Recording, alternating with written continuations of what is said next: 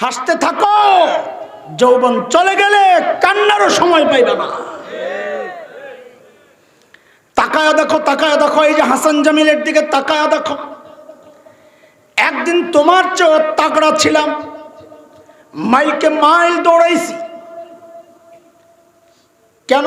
শরীরের শক্তি ছিল, কিন্তু এখন তো রাতে উঠতে চাই, মন তো চায়, কিন্তু শরীর তো সায় দেয় না।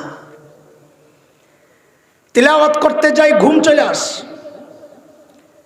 হারামে গেলে তফ করতে মন চায়, একবার কইরাই আর তো করতে পারি না, শরীর সায় দেয় না। অথচ হায়াতের এমন একটা সময়ও গেছে, প্রতি নামাজের পর তফ করতাম, একবার দুইবার না একাধিক তফ করতাম, তাও শরীরে কিচ্ছু মনে হইতো না। এই জন্য নবী বলেন, রে যুবক, এই যৌবন কিন্তু থাকবে না, থাকতে থাকতে ইবাদত করে নাও।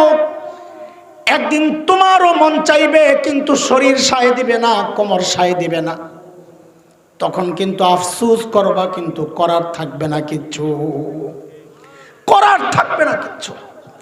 যা করার পুঁজি, যা বানানোর, এখনই বানায় নাও, এখনই বানায় নাও। বাবা, এই আমগরে দেখ, এই যে দেখ, দাড়ি সাদা, চুল সাদা। আয়নায় মাঝে মধ্যে যখন নিজের দেখি, কলিজা মোচড় দেয়, মাঝে মাঝে চিৎকার করে কানতে মনে চায়। কেন? যাহারি এই যৌবনের প্রায় 36-37টা বছর চলে গেছে বালেগ হওয়ার পর। এই লম্বা টাইমে আহারে প্রতিদিন যদি 2 রাকাত করে নফল নামাজ পড়তাম, আজকে আমল নামায় কতগুলা নফল জমা হইতো বলেন। হাই কি করলাম, হাই কই কই আড্ডা দিয়া সময় শেষ করলাম। প্রতিদিন যদি একবার করে ইস্তেগফার বাড়তি পড়তাম, তো আজকে আমার আমল নামায় কতগুলো ইস্তেগফার জমা হইতো। ভাই, একদিন এই আফসোস তোকেও করতে হবে। যদি দিল ভালো থাকে, আর বেপরোয়া হইলে তো বুড়া হয়েও মানুষ গুনাহ করে, অর্থ কোনো হিসাব নাই। এই জন্য বলি, রে যুবক, একদিন এইরকম বয়স তোমারও হবে। আল্লাহ যদি চান, হয়তো মন চাইবে ইবাদত করার জন্যে, কিন্তু মন তো চাইবে, শরীর তো সায় দিবে না। এখনকার বাচ্চারা কি যে হইছে, আল্লাহরে তো সময় দেয় না, দেয় না, আরে পোড়া কপালগুলা মা বাবারেও সময় দেয় না, মা বাবার কাছেও যায় না। কি অবস্থা, কই কই ঘুরে, মা বাবারে বোঝা মনে করে, বন্ধুরেই সঠিক মনে করে। এটা কিয়ামতের আলামত, মা বাবাকে বোঝা মনে করে। শোন, এখানে পোলাপাইন দেখা যাচ্ছে অনেক, এই জন্য বলি, মা বাবা খোদার এক বড় নিয়ামত। থাকতে থাকতে নিজের জান্নাত বানাও, মা বাবা থাকতে থাকতে নিজের জান্নাত বানাও। চলে গেলে আমাদের মতো আফসোস করবা, করার থাকবে না কিচ্ছু, করার থাকবে না কিচ্ছু। মাঝে মাঝে খুব কষ্ট লাগে। আরে আমার মা যেদিন ইন্তেকাল করেন, প্রায় 9 বছর হয়ে গেছে। আমি ছিলাম রাজশাহীতে, বাসায় আসতে আসতে একটু রাস্তায় দেরি হয়েছে, তো বাসায় পৌঁছার ঠিক 1-1.5 ঘন্টা আগে আম্মা দুনিয়া থেকে বিদায় নিছেন, আইসা পাই নাই। তো ঘরে ঢুইকাই খুব কান্না করতেছিলাম। তা আমি তো নিজেকে নিয়ন্ত্রণ করতে পারি। আব্বা যখন চলে গেছিলেন, আমি নিজের খুব নিয়ন্ত্রণ করে সবাইকে সান্ত্বনা দিছি। তো মায়ের ব্যাপারটা নিতে পারি নাই, আইসা খুব কান্না করতেছি। তো আমার বড় বোন আমাকে ডাকে, বলতেছে, ভাই তুই যদি কান্না করস তো সবাইকে সান্ত্বনাটা দিবে কে? তা আমি বলতেছিলাম, বোন রে, মা চলে গেছেন সেই জন্য কান্না করতেছি না, এটা আল্লাহর হুকুম। একটা বিষয় আমাকে খুব পীড়া দিচ্ছে, আমি এটা নিতে পারতেছি না। কি সেটা? বলে আম্মা যে চলে গেলেন, এখন আমি কোথাও বিপদে পড়লে, মুসিবতগ্রস্ত হইলে, একটু আটকায় গেলেই তো দৌড়ায় আসতাম, মা একটু দোয়া করেন। আমার মা আমার জন্য আল্লাহর কাছ থেকে চাইয়া সরাসরি নিয়ে আসতেন। এখন আমি কার কাছে দোয়া চাবো?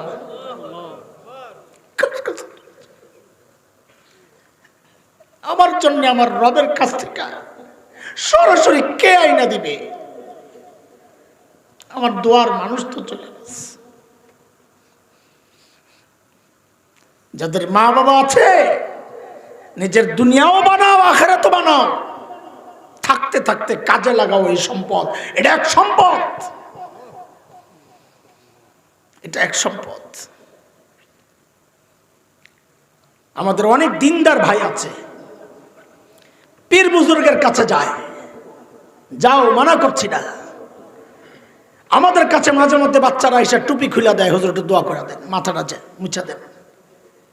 মাঝে মাঝে সুযোগ পাইলে বলি, এই শোনো, আমার মতো কোটি হাসান জামিল মিল্লাও তোমার মাথায় হাতাইলে যেই লাভ হবে, তোমার মায়ের, তোমার বাবার আদরের স্নেহের ওই হালকা পরশ তার চেয়ে অনেক বেশি কাজে আসবে, অনেক বেশি কাজে আসবে। এটা মা বাবা, এই জায়গা বড় স্পর্শকাতর জায়গা।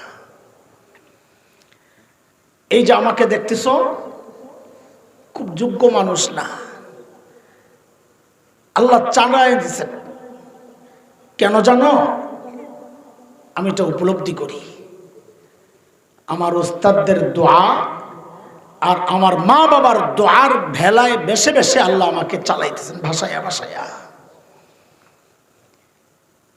বুজুর্গদের কাছে যাই, কিন্তু বুজুর্গদের কাছে যাই আর যেই স্টাইলে দোয়া চাই, আমি আমার মায়ের কাছে যাই ওই স্টাইলে দোয়া চাইতাম। আম্মা একটু মাথাটা হাতায় দেন, একটু মাথাটা হাতায় দেন, কিছু দোয়া করছে। একটা গল্প প্রায় শোনাই আমি বিভিন্ন বয়ানে বাচ্চাদেরকে বোঝানোর জন্য, যে কিভাবে ঢং করে দোয়া লইতে হয়, ঢং করতে হয় দোয়ার জন্য। আমার ছোট্ট একটা মেয়ে আছে, এখন তো বড় হয়ে গেছে, 10-11 বছর হয়ে গেছে। যখন ছোট্ট 2-2.5 বছর, তো অন্য বাচ্চারা সকালে মাদ্রাসায় চলে যায়, ও একা হয়ে যায়, একা হয়ে যায়। তো মা সকালে নাস্তা বানায়, আমি ঘুমাই, সকালে একটু ঘুমের অভ্যাস, সারা রাত কাজ থাকতে। তো একবার মার কাছে যায়, একবার আমার কাছে আসে, গুড়গুড় গুড়গুড় করে একা। এখন শেষ ভরসা আমি, মার কাছে গেলে তো দূরে নিতে যা, ভাগ ঘুমা যায়, শুয়ে থাক। তা আমি শেষ ভরসা। তো মাঝে মধ্যে কি করতো, আইসা গামছা একটা লইয়া টয়লা নাকের মধ্যে দিয়ে দিত, ঘুম উঠায় আর কি আমারে। তো মিজাজ বিগড়ে যাইতো, মাঝে মাঝে উঠে দিত। ডিজিটাল পোলাপাইন তো বুঝে যে বাবার এইভাবে জাগায় মাইর খাওয়া লাগবে। তো একদিন দেখি কি, আইসা আমার নাকটার সাথে নাকটা লাগাইয়া এরকম ঘষতেছে, মানে বুঝাইতেছে, আব্বু আমি তোমারে জাগাইতেছি না, আদর করতেছি।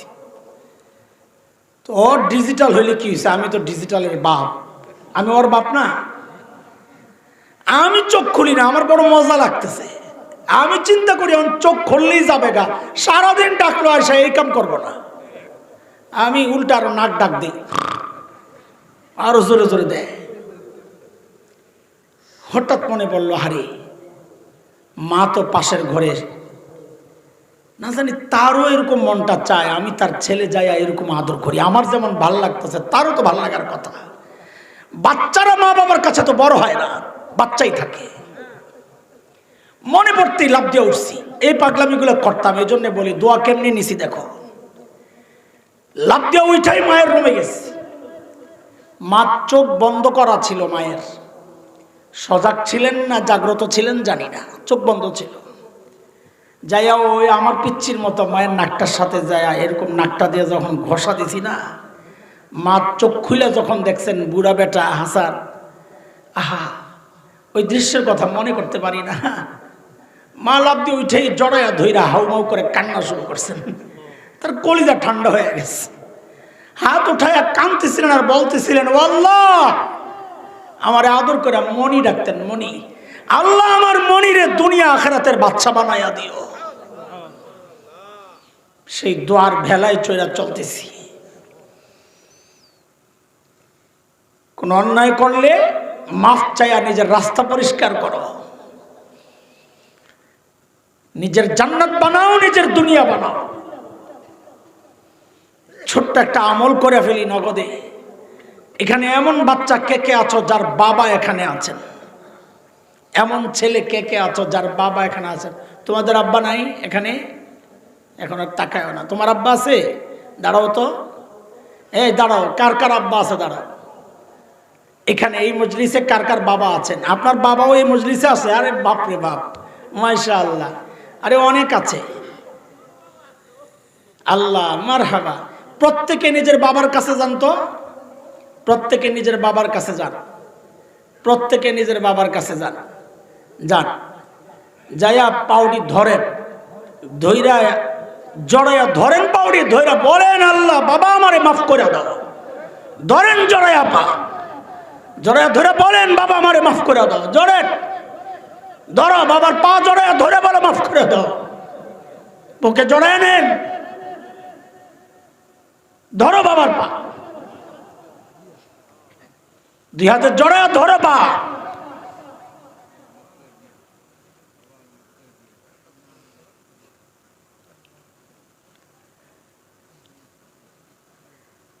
নিজের জান্নাত বানাও।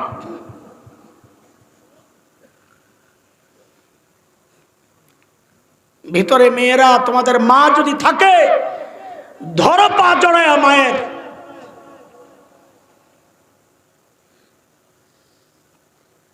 নিজের জান্নাত বরবাদ করো না, দুনিয়া বরবাদ করো না, সব বরবাদ হয়ে যাবে মা বাবা নারাজ থাকলে। যৌবনের তাড়নায় মা বাবা ভুলে যাও না। মনে রেখো, নবীজি বলেছেন সাল্লাল্লাহু আলাইহি সাল্লাম, হুমা জান্নাতুকা ওয়া নারুকা। তোর মা বাবাই তোর জান্নাত, তোর মা বাবাই তোর জাহান্নাম।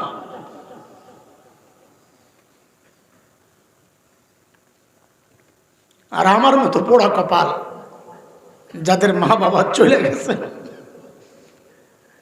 পাও ধইরা মাপ চাওয়ার সুযোগ যাদের নাই, তারা আল্লাহর কাছে মাফ চাও মা বাবার জন্য। যাদের মা বাবা দুনিয়ায় আছে তারা নিজের জান্নাত বানাও। যাদের মা বাবা দুনিয়া থেকে বিদায় নিয়েছে তারা মা বাবার জান্নাত বানাও। চোখের পানি ফালায়া ফালায়া বলো, রব্বির হামহুমা কামা রব্বায়ানি সগীরা। রব্বির হামহুমা কামা রব্বায়ানি সগীরা। যুবক, যৌবন নষ্ট করিস না, যৌবন নষ্ট করিস না। এখন শক্তি আছে, সামর্থ্য আছে, যা ইচ্ছা তাই করো। একদিন শক্তি সামর্থ্য থাকবে না। আল্লাহর আদালতে যখন দাঁড়াইবা, আল্লাহ জিজ্ঞেস করবেন যৌবন কোন কাজে লাগাইছিস। এখন তো মন চাইলেই ফেসবুক ওপেন করো। খোদার কসম খায়া বলছি, প্রত্যেকটা লাইকের হিসাব আল্লাহর আদালতে দেওয়া লাগবে, প্রত্যেকটা কমেন্টের হিসাব আল্লাহর আদালতে দেওয়া লাগবে, প্রত্যেকটা মুহূর্তের হিসাব আল্লাহর আদালতে কিন্তু দেওয়া লাগবে।